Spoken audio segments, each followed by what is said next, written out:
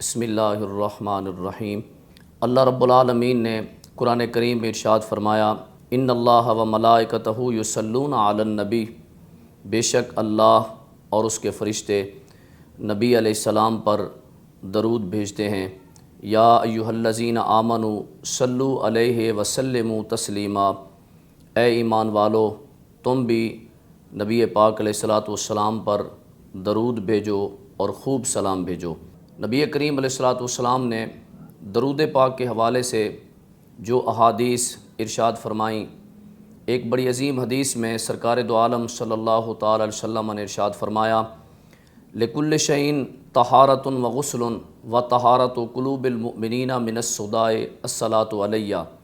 سرکار دو عالم صلی اللہ تعالی علیہ وسلم نے ارشاد فرمایا، ہر شے کو دھونے والی کوئی نہ کوئی چیز ہوتی ہے، ایمان والوں کے دلوں کو دھونے والا میرا درود ہے۔ جب کوئی شخص نبی کریم علیہ الصلاۃ والسلام کی ذات پر درود پڑھتا ہے، اللہ تعالیٰ اس کے دل کو دھو دیتا ہے، اس کے دل کو اللہ رب العالمین روشن اور منور فرما دیتا ہے۔ ایک اور حدیث پاک میں سرکار دو عالم صلی اللہ تعالی علیہ وسلم نے ارشاد فرمایا، من صلی علیہ فی یوم الف مرۃ لم یمت حتی یری مقعدہ من الجنہ۔ سرکار دو عالم صلی اللہ علیہ وسلم نے ارشاد فرمایا، جو شخص مجھ پر ایک دن میں 1000 مرتبہ درود بھیجتا ہے، وہ اس وقت تک نہیں مرے گا یہاں تک کہ وہ جنت میں اپنا ٹھکانہ دیکھ لے گا۔ یہ درود پاک کی برکت ہے کہ انسان جب رسول اللہ کی ذات پر ہر روز 1000 مرتبہ درود پاک کا نذرانہ پیش کرتا ہے، اسے اس وقت تک موت نہیں آتی جب تک کہ وہ اپنا ٹھکانہ جنت میں نہ دیکھ لے۔ نبی کریم علیہ الصلاۃ والسلام نے ایک اور حدیث پاک میں ارشاد فرمایا، سرکار فرماتے ہیں، زینوا مجالسکم بالصلاۃ علیہ فإن صلاتکم علیہ نور لکم یوم القیامہ۔ نبی کریم علیہ الصلاۃ والسلام فرماتے ہیں، اپنی مجالس کو مجھ پر درود پڑھنے کے ساتھ مزین کرو، آراستہ کرو، بے شک تمہارا مجھ پر درود پڑھنا یہ قیامت کے دن تمہارے لیے نور ہوگا۔ حضور علیہ الصلاۃ والسلام پر درود پاک پڑھنا قیامت کے دن ایمان والوں کے لیے نور ہوگا، نور کی صورت میں ہوگا۔ ایک اور حدیث پاک میں سرکار دو عالم صلی اللہ تعالی وسلم نے ارشاد فرمایا، صلو علیہ فإن الصلاۃ علیہ کفارۃ و زکوٰۃ، او کما قال۔ نبی کریم علیہ الصلاۃ والسلام نے ارشاد فرمایا، تم مجھ پر درود بھیجو، بے شک تمہارا مجھ پر درود پڑھنا تمہارے گناہوں کا کفارہ ہے اور یہ زکوٰۃ ہے، یعنی تمہارے جسم کی، تمہاری روح کی یہ زکوٰۃ ہے، طہارت ہے۔ نبی کریم علیہ الصلاۃ والسلام نے ایک اور حدیث پاک میں درود شریف کے متعلق ارشاد فرمایا، ان اول الناس بی یوم القیامہ اکثرہم علیہ صلاۃ۔ سرکار دو عالم صلی اللہ تعالی وسلم نے ارشاد فرمایا، قیامت کے دن سب سے زیادہ قریب میرے وہ شخص ہوگا جو مجھ پر کثرت سے درود پاک پڑھتا ہے۔